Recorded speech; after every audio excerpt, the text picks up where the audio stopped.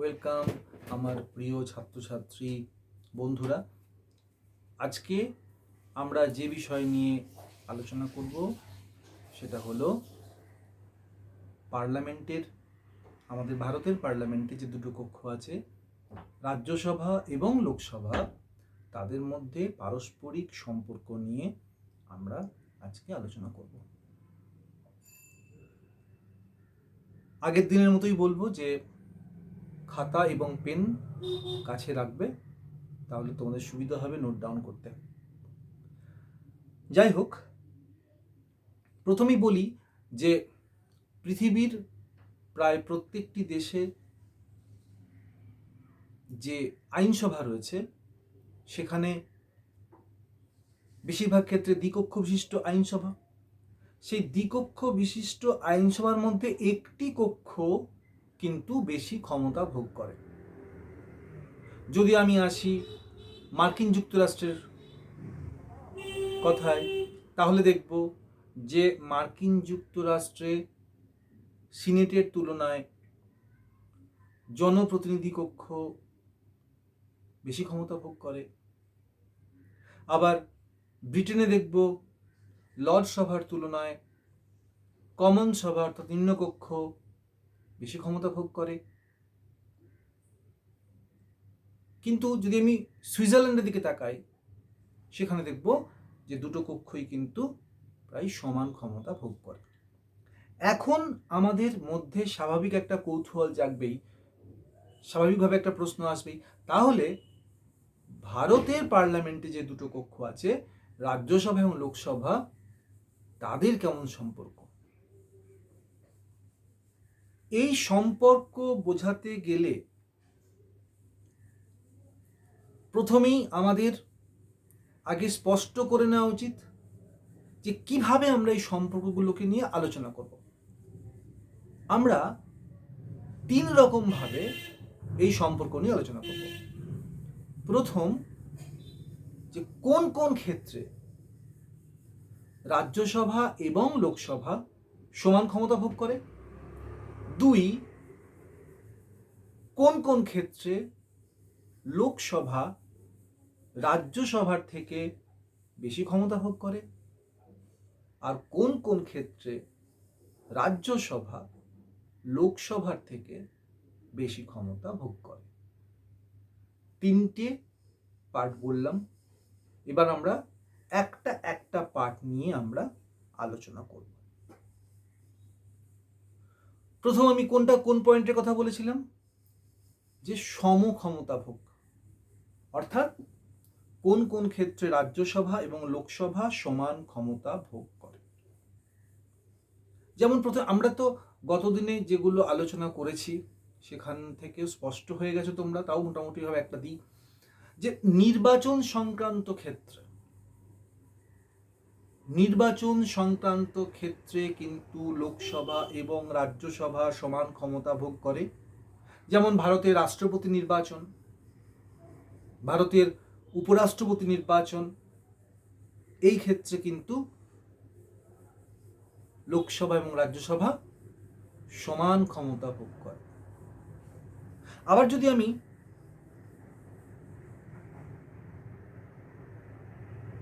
পদচ্যুতির দিকে যাই, তাহলে দেখব যে রাষ্ট্রপতির পদচ্যুতির ব্যাপারেও কিন্তু উভয় কক্ষই সমান ক্ষমতা ভোগ করে। ওই যে বলেছিলাম যে 61 নম্বর ধারা অনুযায়ী ইমপিচমেন্ট পদ্ধতির মাধ্যমে যদি রাষ্ট্রপতির বিরুদ্ধে সংবিধান ভঙ্গের কোনো অভিযোগ থাকে বা অসৎ আচরণ করার কোনো অভিযোগ থাকে, তাহলে লোকসভা এবং রাজ্যসভা 61 নম্বর ধারা বলে ইমপিচমেন্ট পদ্ধতির মাধ্যমে রাষ্ট্রপতির পদচ্যুতি সংক্রান্ত প্রস্তাব আনতে পারে।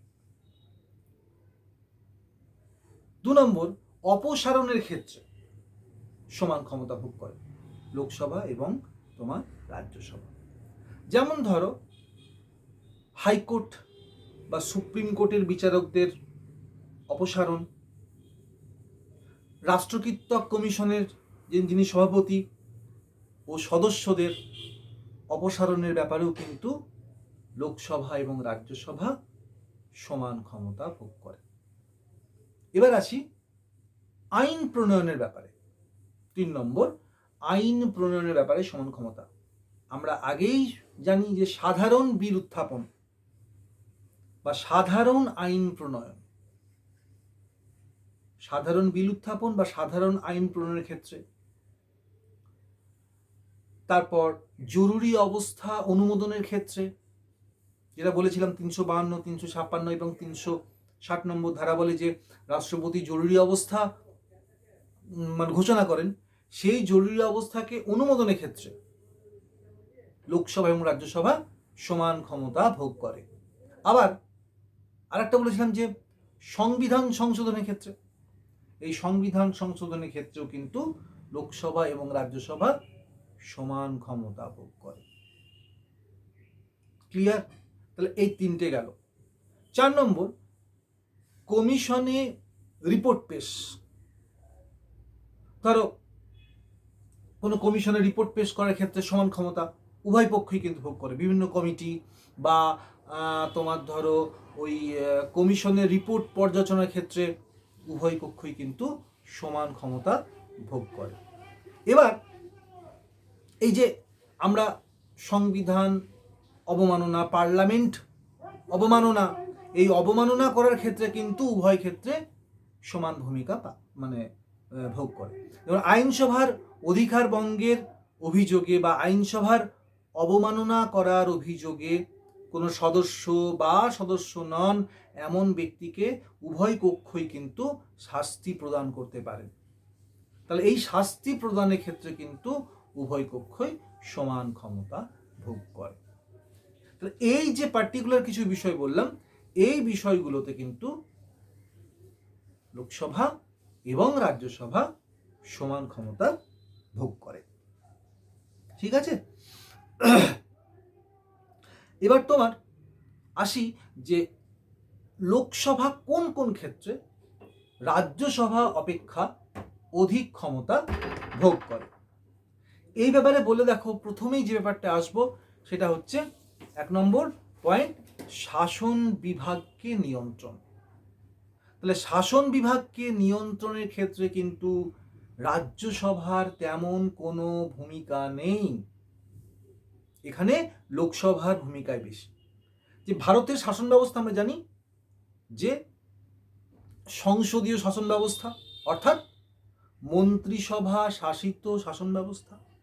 তাহলে সংসদীয় শাসন ব্যবস্থার রীতি অনুসারে এখানে কিন্তু মন্ত্রিসভার দায়িত্বশীলতার নীতি স্বীকৃত, মন্ত্রিসভার দায়িত্বশীলতার নীতি স্বীকৃত। আমরা 75-এর 3 নম্বর ধারা অনুসারে বলতে পারি কি, যে মন্ত্রিসভা শুধুমাত্র লোকসভার কাছেই দায়িত্বশীল থাকবে বা দায়বদ্ধ থাকবে। তাহলে মন্ত্রিসভার গঠন, মন্ত্রিসভার অস্তিত্ব, মন্ত্রিসভার অপসারণের ক্ষেত্রে যাবতীয় ক্ষমতা হচ্ছে লোকসভার। এ ব্যাপারে রাজ্যসভার কোনো ক্ষমতা প্রায় নেই বললেই চলে। যেমন লোকসভা সংখ্যাগরিষ্ঠ সদস্য যদি সরকারের প্রতি, লোকসভার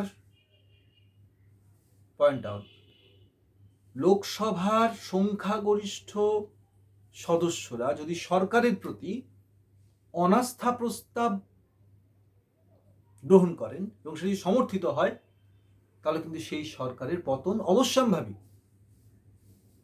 এই ক্ষমতা কিন্তু রাজ্যসভার নেই। একটা গল্প বলি শোন, এই সম্পর্কে একটা গল্প আছে, গল্প নয় সত্যি, মানে বাস্তব। 1978 সালে প্রধানমন্ত্রী ছিলেন মোরারজি দেশাই। তো তার ছেলে ছিলেন কান্তিভাই দেশাই। তো তার বিরুদ্ধে একটা তদন্ত কমিশন গঠনের একটি প্রস্তাব, রাজ্যসভায় পেশ হয় বা পাশ হয়। মোরারজি দেশাই সরকার কিন্তু সেই প্রস্তাব অগ্রাহ্য করেন।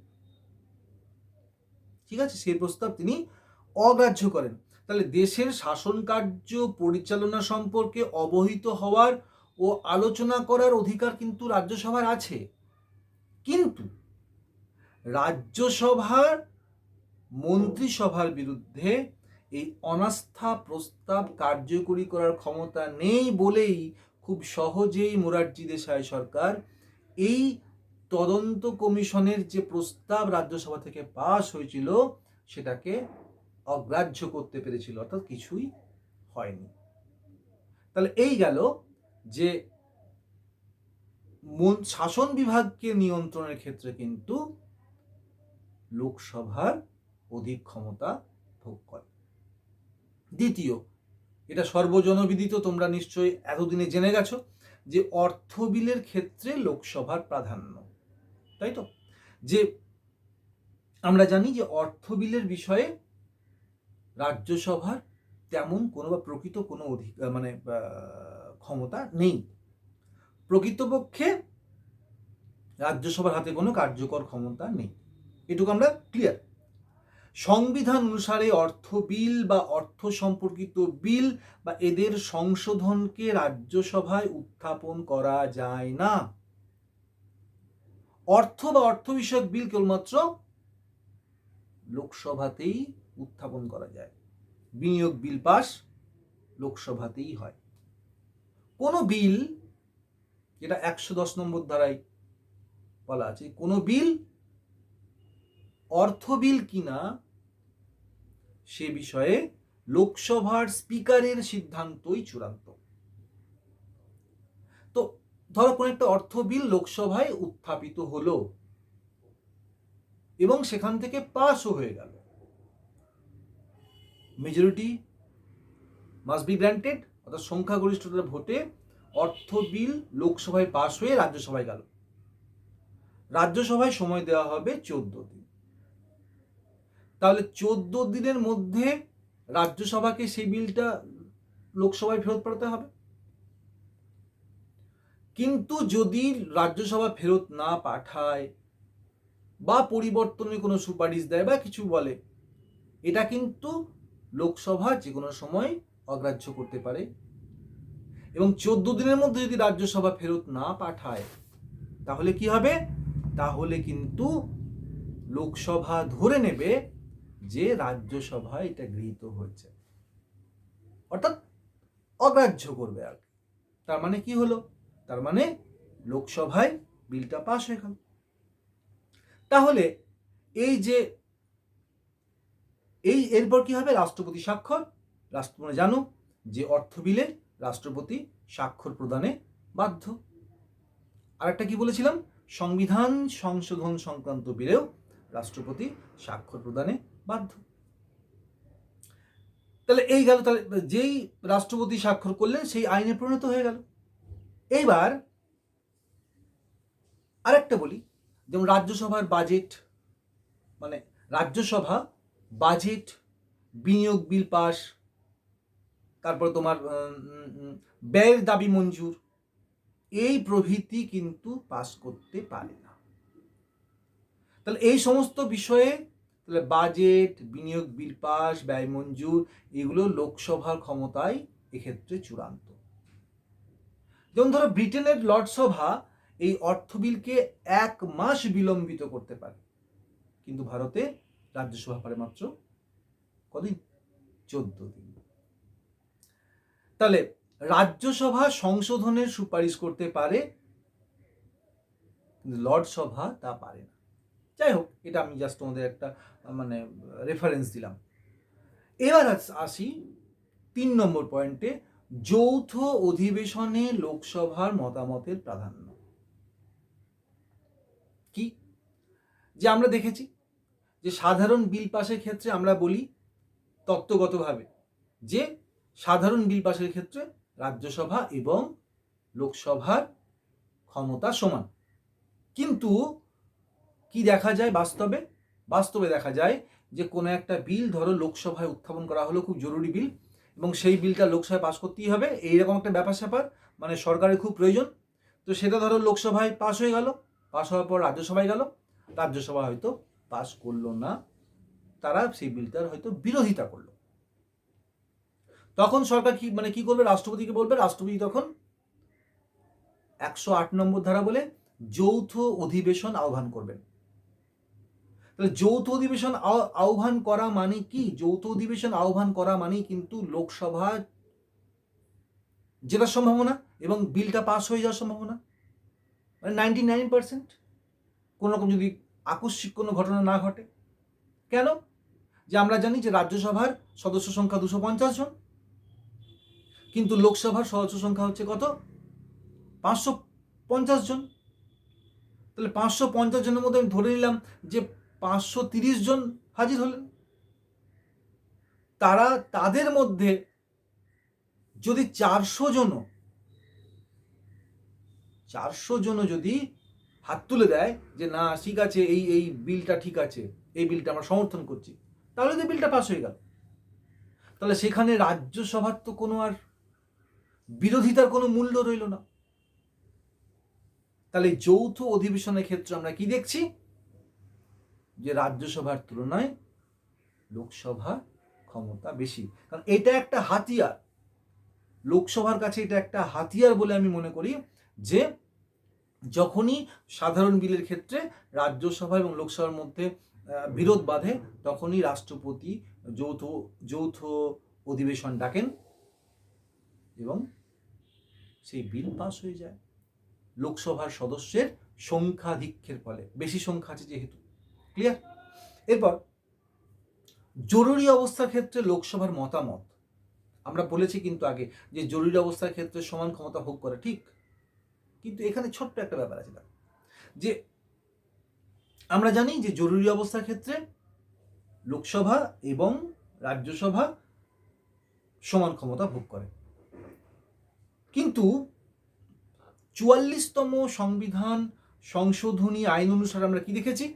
যে লোকসভা জরুরি অবস্থা প্রত্যাহারের উদ্দেশ্যে, লোকসভা জরুরি অবস্থা প্রত্যাহারের উদ্দেশ্যে যদি কোনো প্রস্তাব গ্রহণ করে, তাহলে রাষ্ট্রপতি ওই জরুরি অবস্থা প্রত্যাহার করতে বাধ্য। এখানে আমি কি বুঝলাম? এখানে কিন্তু লোকসভার ক্ষমতা বেশি।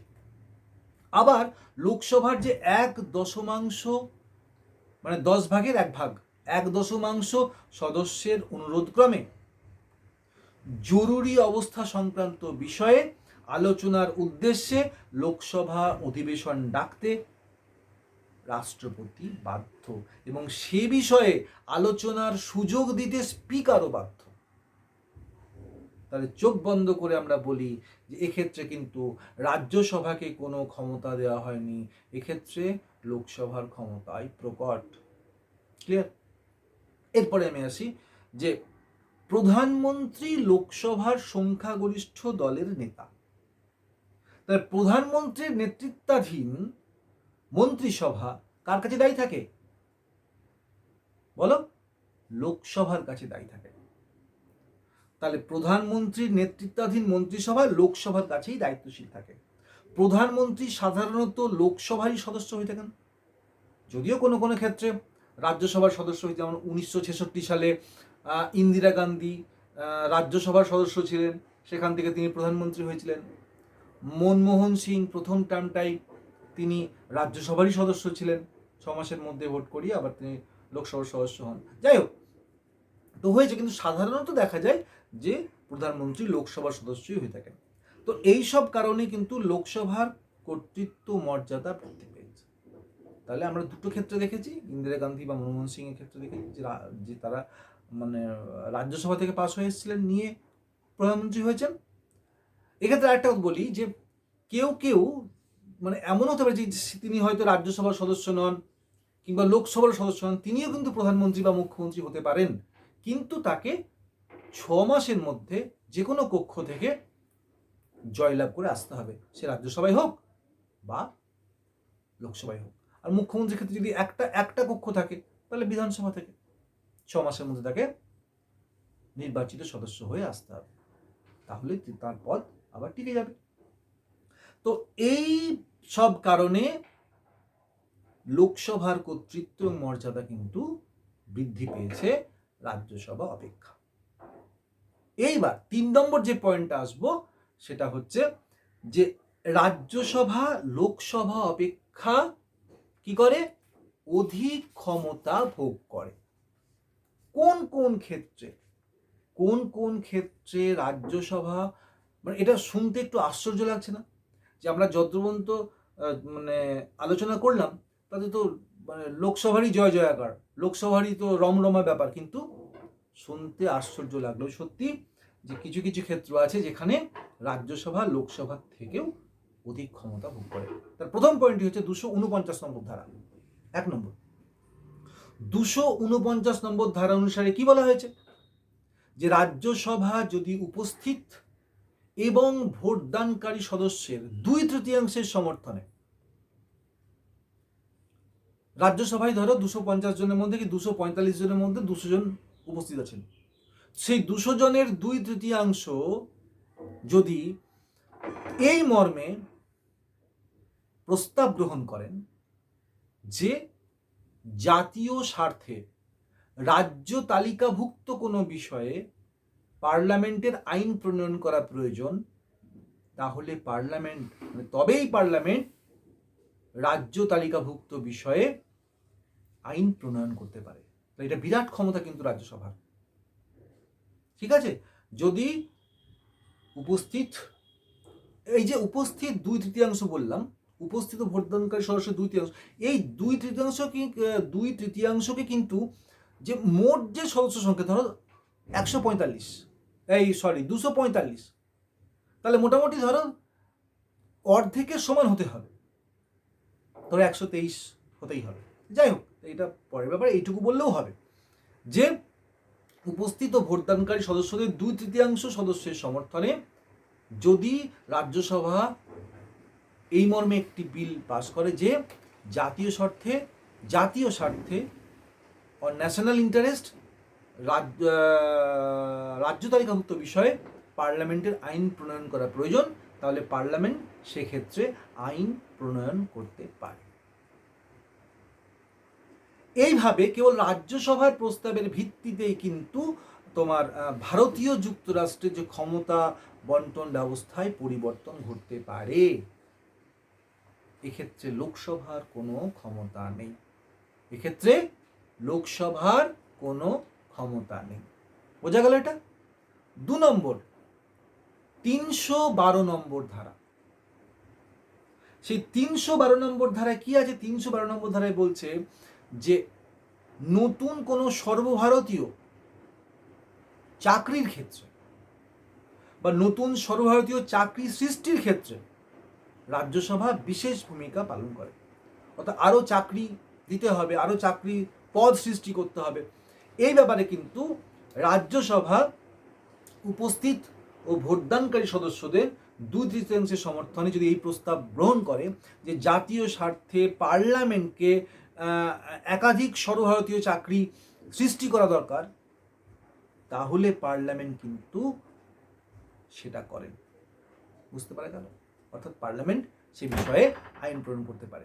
এক্ষেত্রে লোকসভার কোনো কিন্তু ক্ষমতা নেই। 3 নম্বর বলবো যে লোকসভার এই যে সংবিধানের 67 নম্বর ধারা, সেই 67 নম্বর ধারা কি বলা হয়েছে? যে ভারতের উপরাষ্ট্রপতি কিন্তু পদাধিকার বলে রাজ্যসভার সভাপতি, তিনি রাজ্যসভায় সভাপতিত্ব করতে পারেন। আবার উপরাষ্ট্রপতির পদচ্যুতি সম্পর্কিত প্রস্তাব কেবল রাজ্যসভাতেই উত্থাপন করা যায়, লোকসভায় উত্থাপন করা যায় না। কি হলো? পরিষ্কার যে 67 নম্বর ধারা অনুসারে কি হলো? যে রাজ্যসভার চেয়ারম্যান অর্থাৎ উপরাষ্ট্রপতিকে পদচ্যুতির ব্যাপারে রাজ্যসভার প্রাধান্য, অর্থাৎ রাজ্যসভায় উত্থাপন করা যায় যে উপরাষ্ট্রপতিকে পদচ্যুতি করা প্রয়োজন। বুঝতে পারো? তাহলে এই ক্ষেত্রে কিন্তু লোকসভায় কোনো প্রস্তাব উত্থাপন করা যায় না, তাহলে এক্ষেত্রেও কিন্তু রাজ্যসভা অধিক ক্ষমতা ভোগ করে। এবার কার্যকালের ক্ষেত্রে যদি আমি বলি, এটা হচ্ছে এরকম যে লোকসভার কার্যকাল 5 বছর। এই কার্যকাল শেষ হওয়ার আগেও প্রধানমন্ত্রীর পরামর্শক্রমে রাষ্ট্রপতি লোকসভা কিন্তু ভেঙে দিতে পারেন, কিন্তু রাজ্যসভা একটি স্থায়ী কক্ষ, রাজ্যসভাকে কখনো সম্পূর্ণ ভেঙে দেওয়া যায় না। এদিক থেকেও কিন্তু রাজ্যসভার গুরুত্ব ও মর্যাদাকে অস্বীকার করা যায় না।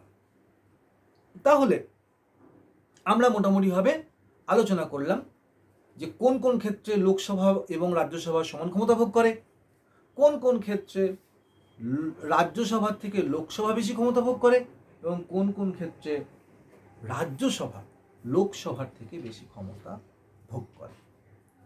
তাহলে এই যে আলোচনা আমরা করলাম, এতে আমরা এইটা কিন্তু বুঝতে পারলাম যে তত্ত্বগতভাবে কে বেশি ক্ষমতার অধিকারী, কে কম ক্ষমতার অধিকারী, তা কিন্তু নির্ণয় করা কিন্তু খুবই কঠিন। কিন্তু খোলা চোখে যদি আমরা দেখি, তাহলে কি দেখব, যে কার্যক্ষেত্রে পার্লামেন্টের নিম্নকক্ষ অর্থাৎ লোকসভা যে সমস্ত গুরুত্বপূর্ণ ক্ষমতা ভোগ করে থাকে, তা কিন্তু তার নিরিখে বিচার করলে কিন্তু দেখা যাবে যে রাজ্যসভা অপেক্ষা লোকসভা সত্যি শক্তিশালী। ঠিক আছে? তো এই হচ্ছে মোটামুটি আমাদের ব্যাপার। যেমন ধরো আমাদের সংবিধান বিশেষজ্ঞ দুর্গাদাস বাসু, ডিডি বাসু, তিনি যেমন বলছেন যে প্রতিনিধি সভার তুলনায় আমেরিকার সিনেট যে মর্যাদা ভোগ করে, ভারতের রাজ্যসভার কিন্তু সেই মর্যাদা নেই। সিনেট কিন্তু অনেকটাই মর্যাদা ভোগ করে, কিন্তু ভারতের রাজ্যসভা কিন্তু সেই মর্যাদা ভোগ করে না। কিন্তু তাই বলে এর অবস্থান আজকের দিনের ব্রিটিশ লর্ডসভার মতো এত কম মর্যাদা সম্পন্নও কিন্তু নয়। খুব ভালো একটা কথা আমি শেষে বলছি,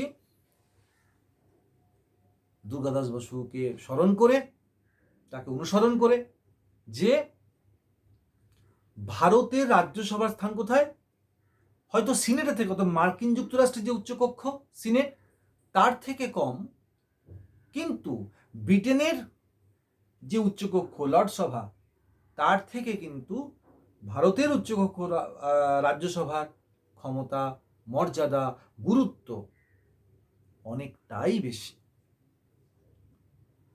তাহলে বোঝা গেল আজকে আমাদের এই প্রশ্ন, যে লোকসভা এবং রাজ্যসভার মধ্যে সম্পর্ক, এইটা আমরা এই প্রশ্ন এলে আমরা এইভাবে এর উত্তরটা লিখব। আমার এই বক্তব্যটা যদি তোমরা বারবার শোনো, তাহলে কিন্তু তোমরা একদম খাতায় সুন্দরভাবে লিখতে পারবে। ঠিক আছে? তাহলে আজকে এই পর্যন্ত থাকলো।